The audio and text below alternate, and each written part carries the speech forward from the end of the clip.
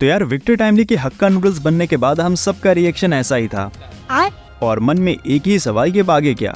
Infinity war के बाद इतना तगड़ा क्लिफहैंगर एमसीयू में पहली बार मुझे फील हुआ है, क्योंकि ये सीन बिल्कुल भी नॉर्मल नहीं है। ये एग्जैक्ट मोमेंट एमसीयू की मल्टीवर्स सागा के लिए, टीवी की क्रिएशन के लिए और एवेंजर्स द कैंग डायनेस्टी के लिए सीधा सीधा रिस्पॉन्सिबल है। क्योंकि जब टेम्पोरल लूम दिवाली के पटाखे की तरह फटने ही जा रहा था, तो जो बैकग्राउंड म्यूजिक था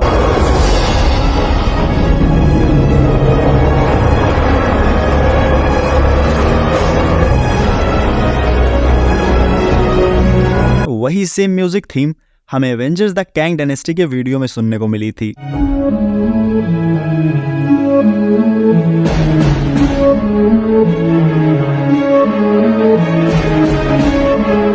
तो इसका मतलब शुरुआत हो चुकी है। ही हू रिमेन्स का प्लान एक्शन में है और कुछ ऐसी डिटेल्स भी हैं जो ये इंडिकेट कर रही हैं कि टीवी एक टाइम लूप में फंसा हुआ है और ये टाइम लूप एक डेस्टिनी के जैसा फील दे रहा है, जहां चाहे कुछ भी चेंज कर लो लेकिन कैंग मल्टीवर्स को रूल करेगा ही करेगा। तो चलो इन्हीं डिटेल्स के साथ टीवी के टाइम लूप को ब्रेक डाउन करते हैं और कैंग का प्लान समझते हैं। अब अगर अभी तक के एपिसोड्स और ट्रेलर्स की स्टोरी को एक सीक्वेंस में रखें तो इसका मतलब इस टेम्पोरल लूम के रेडिएशन के ब्लास्ट से टीवी में प्रेजेंट सारे एजेंट्स जो कि वेरिएंट्स भी थे, वो अपनी अपनी रिस्पेक्टिव टाइमलाइंस में चले गए हैं। जैसे हंटर B-15 ट्रेलर में एक डॉक्टर जैसे दिखी थी, कैसी भी डरा सहमा हुआ दिखा था और मोबियस की पर्सनल लाइफ के बारे में भी सीन्स थे। अब इसका मतलब मोबियस को उसका जेट स्की वाला सपना पूरा करते हुए हम लोग इस सीजन में देख पाएंगे।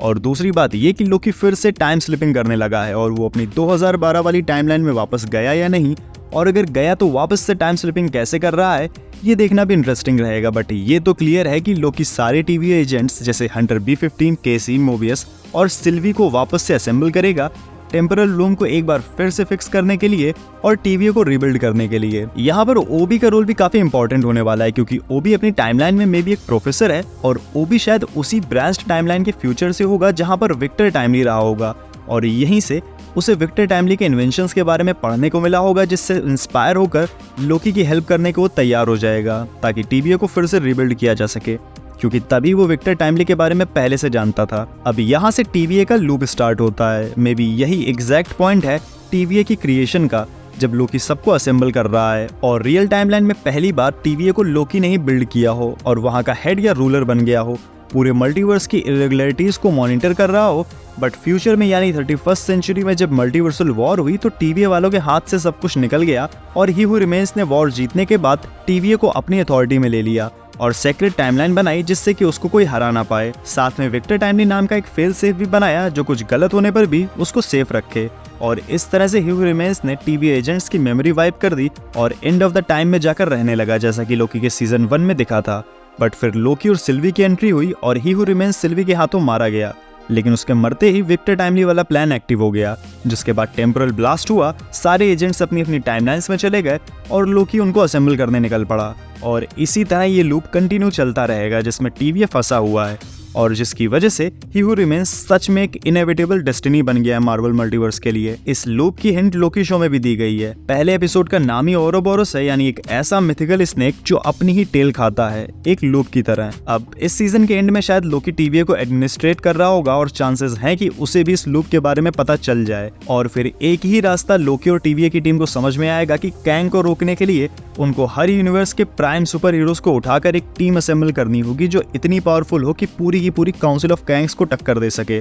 और इस प्लान की शुरुआत हमें डेडपूल 3 में देखने को मिल जाएगी, क्योंकि डेडपूल 3 में TVA भी है और मोबियस भी है। तो हो सकता है कि TVA ने वुल्वरीन को मिशन दिया हो डेडपूल और कुछ पावरफुल म्यूटेंट्स को असेंबल करने का, ताकि वो कैंग के अगेंस्ट मल्टीवर्सल आर्मी बना पाएं और डेडपूल, वुल्वरीन और TVA के कॉन्फ्लिक्ट्स पर ही डेडपूल 3 का प्लॉट सेट हो। और इससे ये भी समझ में आता है कि लोकी और TVA का रोल इस मल्टीवर्स सागा में वही है जो शुरुआती MCU में निक फ्यूरी का था और व्हाट इफ सीरीज में वॉचर का था। अब मेरे ख्याल से इस सीजन के 4 एपिसोड्स में हमने एक टाइम लूप देखा है जो लगभग क्लोज हो गया है, बट बचे हुए 2 एपिसोड्स में एक और बड़ा टाइम लूप देखने को मिलेगा जो सीजन 1 की स्टोरीज और मूवमेंट्स को भी इंक्लूड करेगा, जो द कैंग डायनेस्टी के लिए स्टेज भी सेट करेगा।